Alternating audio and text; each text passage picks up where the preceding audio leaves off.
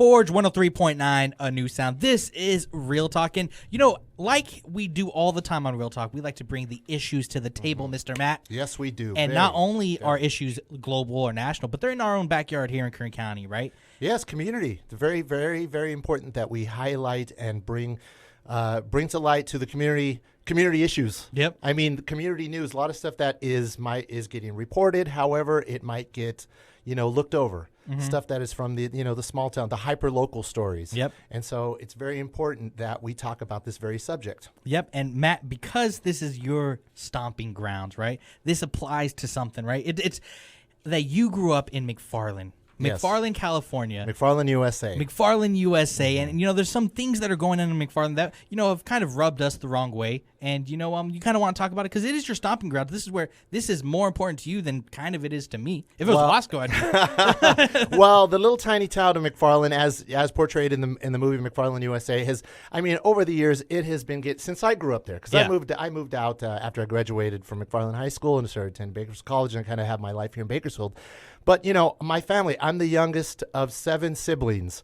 My dad has a park named after him. He was the first Latino councilman in McFarland, California. And so my roots are very, very deep there. And one of the institutions that was so beloved to us and still is beloved to me now when I think back of the memories is the Clara M. Jackson Library, which was located right there. I would go down the street and I turn right and I would walk past the library every day on my way to high school. Yep. On my way to McFarland High School. And the original branch was this old school classic brick building. I believe it's no longer there anymore. But after it had become, because it was an old school one. It was brick. It was like everything you picture like an old school brick building. Yeah. That's what it was. But I grew up there in the summers. Well, they built another, a larger, newer branch over there. It was actually close to my parents' house. My sister's still over there. And you could see it from across the street. I was like, great, there's a library. So growing up all the time, I knew the library was always going to be there. Well, recently in the news, there was a story that came out that the McFarland Police Department was proposing with the McFarland City Council to move into the Clara M. Jackson Library and basically get rid of the library and replace it with a bookmobile. A bookmobile, not the Clara M. Jackson Library. As if you can take all the services a library provides and put it in a van and make it mobile, right? Yeah. Like that's impossible. It's like you're ripping the heart out of that little tiny city, which needs so much, which is always short on resources, especially for kids. So, Matt, even though you are from McFarland, we're no experts in this, so you decided to bring an amazing guest into this studio. Who do you have with us today, Matt? Yes, we have Mrs. Jasmin LoBasso, who is the Marketing Promotions Associate for the Kern County Library. Now, full disclosure, Jasmin and I used to work together at the Kern County Library. She was actually like my boss. Yeah. So, I didn't know you worked at the Kern County Library. Yeah, I worked Library. at the Kern County Library, wow. And it opened up my mind to so much. I have a friend who actually helped me get the job there, Ariel Dyer.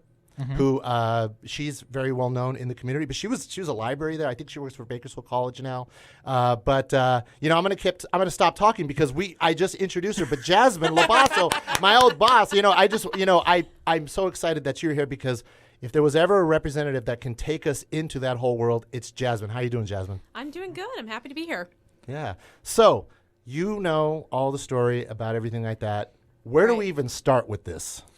Well, I think understanding kind of what's happening. That's probably the first thing. A lot of people are under the impression that the library is closing down. That is not what's happening right now. What's happening right now is that the city, the police station, and the city manager have expressed interest in procuring the building. This is a county building. So this is a county-owned facility. This is a building that we had built through a bond in the 90s, so it's a really nice facility. They've expressed interest, and they have sent in a letter requesting the Board of Supervisors to take some time and consider handing over the facility. They got some letters of support from multiple representatives in McFarland, and Supervisor Couch has actually directed the county administrative office to consider it. But at this point in time, the library has no intentions of leaving the area. But we also want people to know that it is important to us as a department that we are in this area. McFarland is a community that uses its library heavily. It's very busy. And we obviously were closed for a couple years during COVID. That was, that's affected every single entity there is. And so McFarland was one of our last branches to open back up, but it's been open since February, and it's been incredibly busy since. Yeah, that was one thing when I was at the library, and we would. The different the librarians at the different branches would check in with Jasmin, and they would talk about the things that were going on, all the programs. And so it opened my mind to everything from free lunches, the lunch programs, to tutoring, to learning. Parents that were helping with language barriers, with learning English. I mean, there was so much. I worked in the children's department, and that was at the Beale Library. Yeah. Okay, so that's like the big library. I mean, I could just imagine how important it is these small branches in these small towns like McFarland, where I grew up, are now. I mean, because it was important to me back in, the 70s and 80s. Well, but I'm talking about now. It's like me growing up in Wasco, right? Like that was like before my family got internet. Like that was like the place. Like me and my friends would try to go and play an old computer game called RuneScape. Like we would go over there. Like it was just one of those things. And even with COVID right now, like it was one of the only places like in Wasco at the time where like you can get your vaccine, right? It was some of those things where it's like these are places that county can provide services, not Wi-Fi. just books. You get Wi-Fi, and there was so much programming that went on there. Jasmin, what are some of the most important things, most important services that you see that have been needed and been provided by the Kern County Library system? Well, I think that, we knew some of these services and that they were important. We could see every single day. But a lot of times when you're having that in-person interaction, you don't always have a way to quantify that. And what we've learned quite a bit in the last 2 years is how integral our services are. When we were closed, many of these communities were directly impacted. And you mentioned earlier Wi-Fi, internet, public computers. The vast majority of residents still don't have access to these things.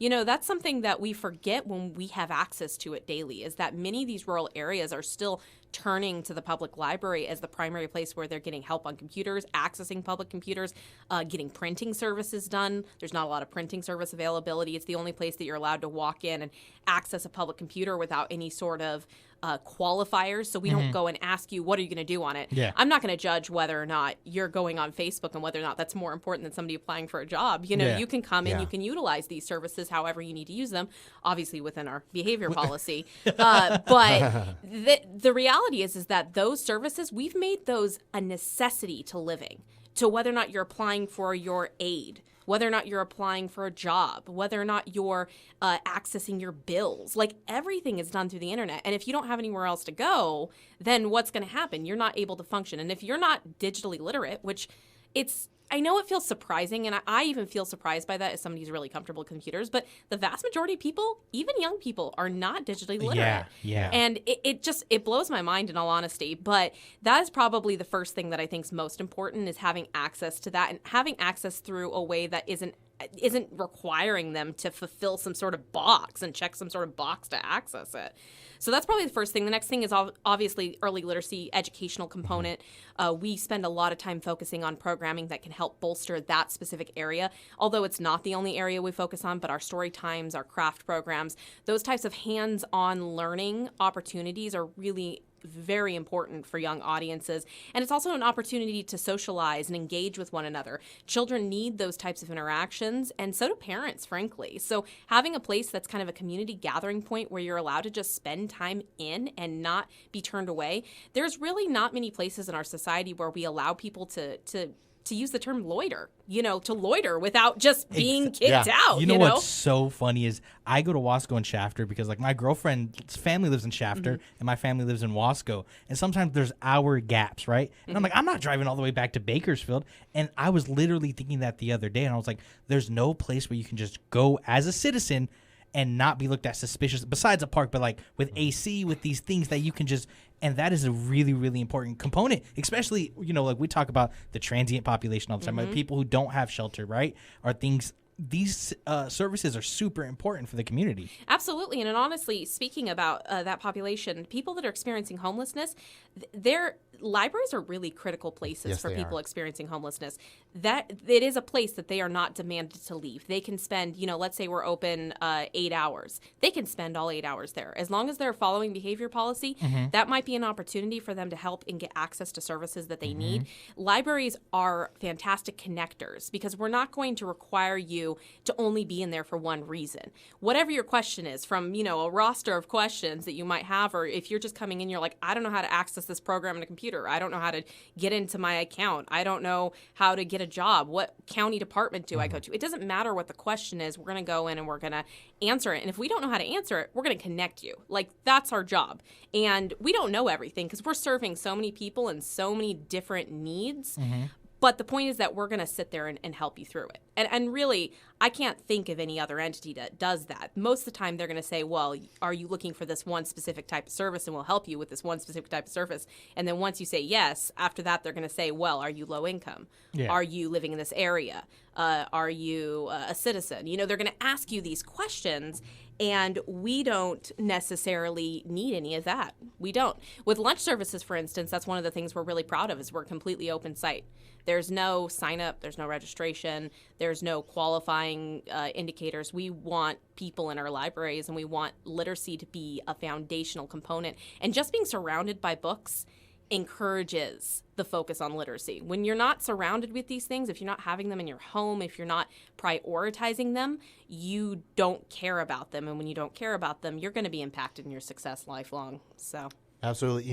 Emma Gallegos, a reporter, she wrote a great story, which we're going to post up on our socials, the link to it. And it's been we shared in the Bakersfield, California, also for one of the NPR affiliates.